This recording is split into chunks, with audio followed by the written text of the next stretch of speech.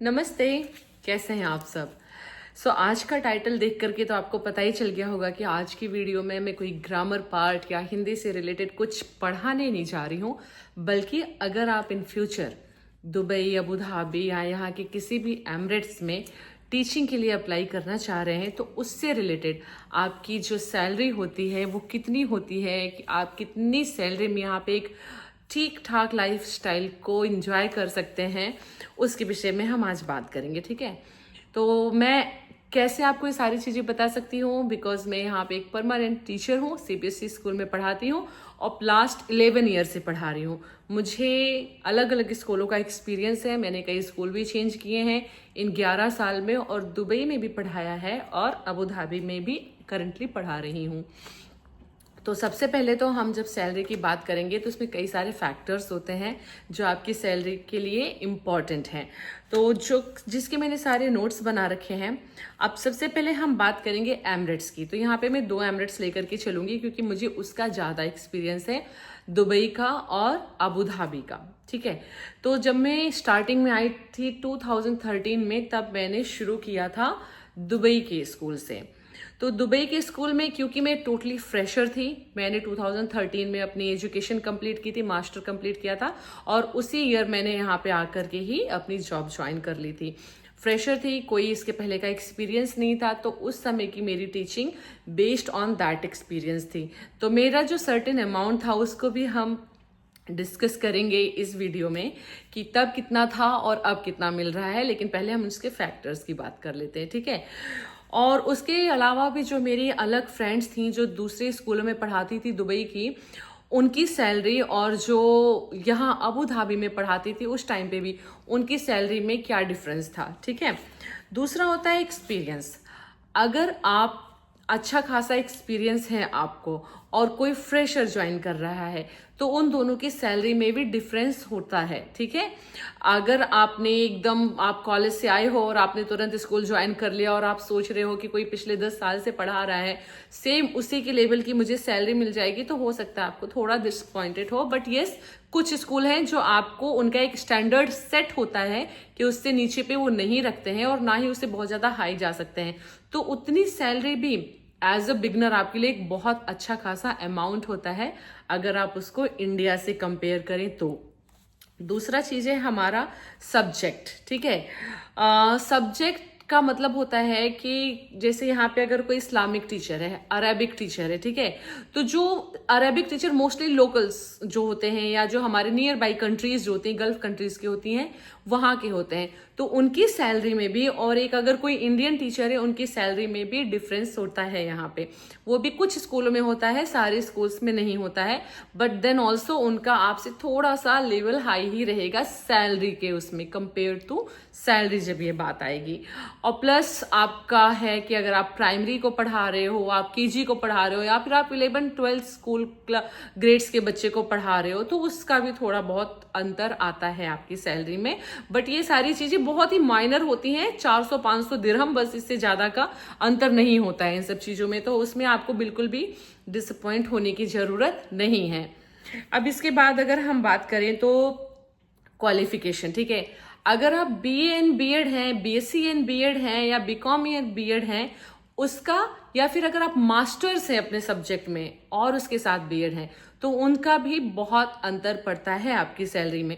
बहुत से, अगेन मेरा जो मतलब है वो आपका इंडियन रुपीज से आप 15-20 हजार रुपए का ही अंतर आप समझ सकते हैं। ठीक है, अब इसके बाद एक बहुत इंपॉर्टेंट चीज है स्कूल की ग्रेडिंग। जो अबू धाबी और यूएई हैं, यहाँ पे स्कूल्स हैं, उनको एडिक की तरफ से ग्रेडिंग मिलती है कि आपका स्कूल एक्सेप्टेबल है, गुड है, वेरी गुड है, या आउटस्टैंडिंग लेवल में है। तो आप इन चारों कैटेगरी में से आप कौन से स्कूल में आप पढ़ा रहे हो, तो आपकी सैलरी जो है उस पर भी डिपेंड करती है। क्योंकि अगर आपका स्कूल आउटस्टैंडिंग है तो आपके स्कूल की फीस भी उसी के अकॉर्डिंग बहुत ज्यादा होती है। अगर गुड है, वेरी गुड है, तो उसी के अकॉर्डिंग आपके स्कूल के बच्चों की फीस भी होती है, और जैसी फीस रहती है उसी के अकॉर्डिंग टीचर्स की सैलरी भी होती है। अब इसका एक दूसरा चीज है इंटरनेशनल एक्सपीरियंस। ये बहुत इंपॉर्टेंट है। देखिए यहाँ पे स्कूल्स में भी टाइप्स होते हैं, जैसे सीबीएसई स्कूल हो गया, आईबी हो गया, इंटरनेशनल करिकुलम हो गया, अमेरिकन कम्युनिटी स्कूल हो गया, मतलब तो स्कूल का ही नाम ले लिया, अमेरिकन करिकुलम हो गया। तो इन सब स्कूल्स में जो टीचर्स होते हैं उनकी सैलरी में तो बहुत ह्यूज डिफरेंस होता है, ठीक है। जैसे अगर सीबीएसई स्कूल है तो उसमें मोस्टली टीचर्स कहाँ से होती है, पाकिस्तान से होती हैं, इंडिया से होती हैं, बांग्लादेश से होती हैं, हमारे नियर बाई जो कंट्रीज हैं उधर से होती हैं, ठीक है। तो उनकी सैलरी प्लस अगर एक मैं आईबी स्कूल या अमेरिकन करिकुलम की बात करती हूँ, उस स्कूल में अगर जो टीचर्स आती हैं जिसके पास कोई इंटरनेशनल एक्सपोजर है तो उनकी सैलरी में बहुत ही ज्यादा अंतर हो जाता है। यहाँ तक कि अगर एक सीबीएसई स्कूल के टीचर को 5,000 दिरहम मिल रहे हैं तो एक अमेरिकन स्कूल के टीचर को 15 से 20,000 दिरहम तक मिलते हैं। इतना ज्यादा डिफरेंस है, ठीक है।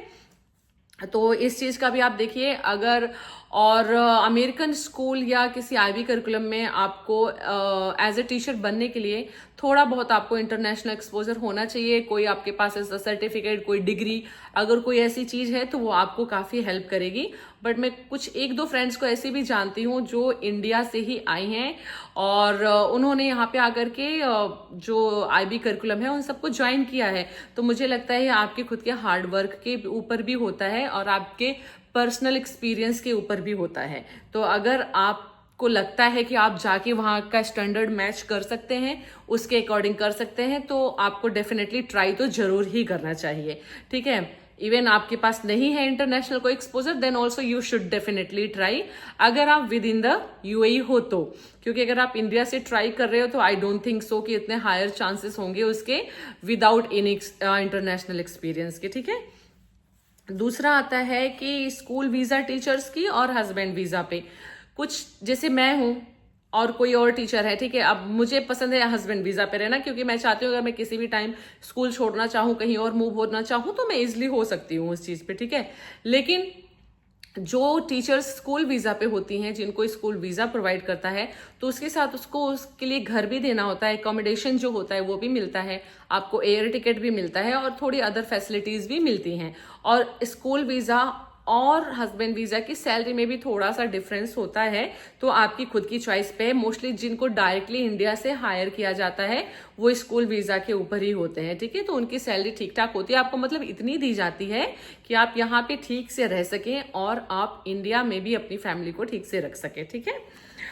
उसके बाद होता है स्कूल, ये तो मैंने डिस्कस कर लिया, सीबीएसई, आईबी, अमेरिकन करिकुलम क्या है। अब एक चीज है नेगोशिएशन, जो कि बहुत इंपॉर्टेंट है। वो ये है कि आप जब कोई भी स्कूल ज्वाइन करते हो, जितनी सैलरी पे आप स्टार्टिंग पे लग जाते हो ना, आपकी उसी सैलरी से थोड़ा थोड़ा थोड़ा थोड़ा करके वो बढ़ता रहेगा। और हो सकता है कोई जो नेगोशिएशन में बहुत अच्छा हो, जितना आप 5 साल में पहुंचे हो सकता है वो डायरेक्टली आके वहां से शुरू करे, ठीक है। तो ऐसा नहीं है कि नेगोशिएशन से ही सब कुछ हो सकता है, बट थोड़ी सी ये स्किल तो होनी ही चाहिए, क्योंकि एक बार आप जितने पे लग गए आपके उसी से ही थोड़ा थोड़ा इंक्रीमेंट हर साल होगा, ठीक है। अब ये है कि अगर आपको फॉर एग्जाम्पल कोई 5,000 दिरहम सैलरी, जो कि इंडिया के करीब 1 लाख रुपए के करीब हो गए, उतना आपको देता है और आपको ज्वाइन करना चाहिए या नहीं करना चाहिए।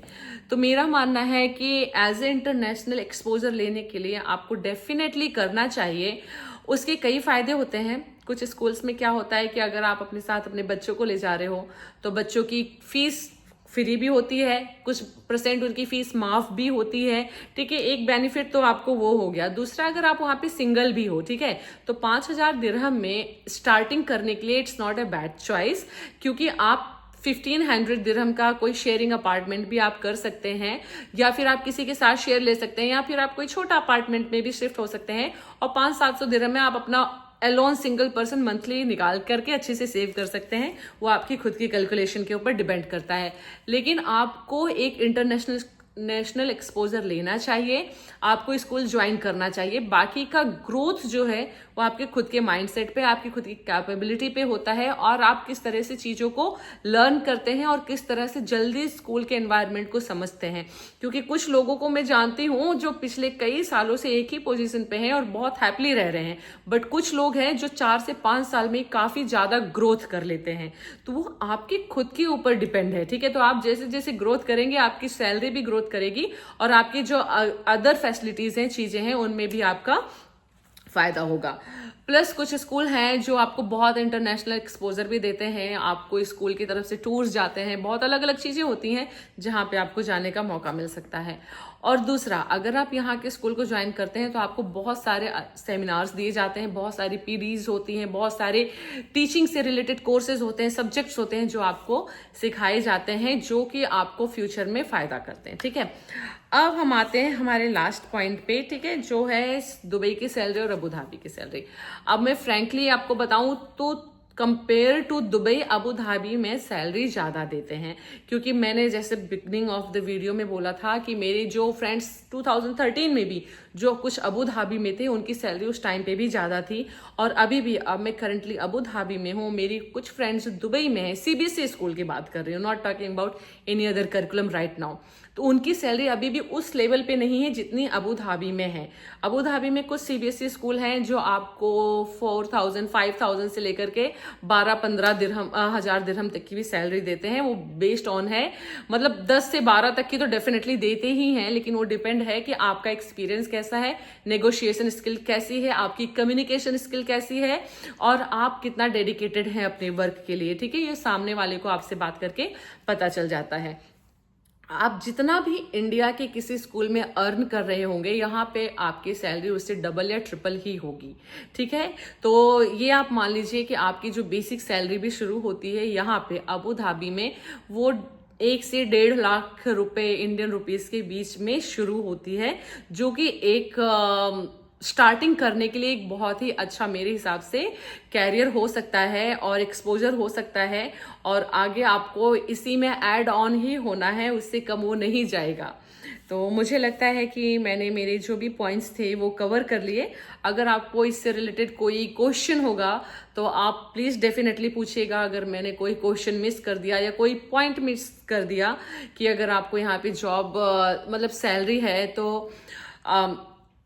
मतलब कुछ भी, कि आपको कैसी लाइफस्टाइल मिल सकती है, आपको ज्वाइन करना चाहिए या नहीं करना चाहिए, तो आप उससे रिलेटेड मुझसे क्वेश्चन पूछ सकते हैं। बट येस, अगर आपको 4 से 5 हजार दिरहम भी स्टार्टिंग में मिल रहे हैं and first time you are getting chance to come and join here, you should definitely try, क्योंकि आगे बढ़ना वो हमेशा मैं बोलूंगी आपके खुद के ऊपर है, डिपेंड है। ठीक है, क्योंकि मैंने बहुत सारे स्कूलों में ट्राई किया है और अपनी खुद की ग्रोथ बहुत सारे स्कूलों में देखी है। ठीक है, तो आप प्लीज डेफिनेटली अगर आपको कभी ऑफर मिलता है तो आप उसको ट्राई कीजिए। और ऑफर लेने का तरीका क्या है वो भी मैंने मेरे प्रीवियस वीडियो में डाला हुआ है। ठीक है, कि किस तरह से आप किसी स्कूल में अप्लाई कर सकते हैं, तो प्लीज चेक कीजिए। सो आज का टॉपिक मैं यहीं पे फिनिश करती हूँ।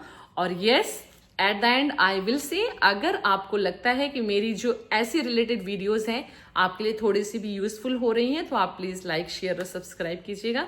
नमस्ते, थैंक यू सो मच।